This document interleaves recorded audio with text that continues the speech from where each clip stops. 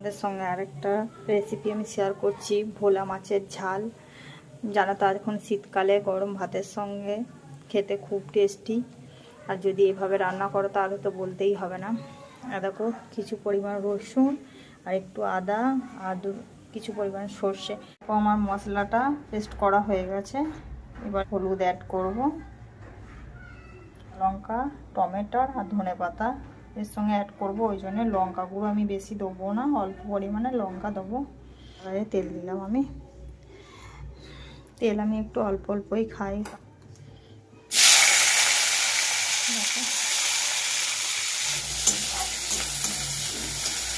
লবণ অ্যাড করলাম যাতে তাড়াতাড়ি টমেটোটা দিয়ে দিলাম। যেহেতু এটা সর্ষে এর সঙ্গে অ্যাড করে দিলাম।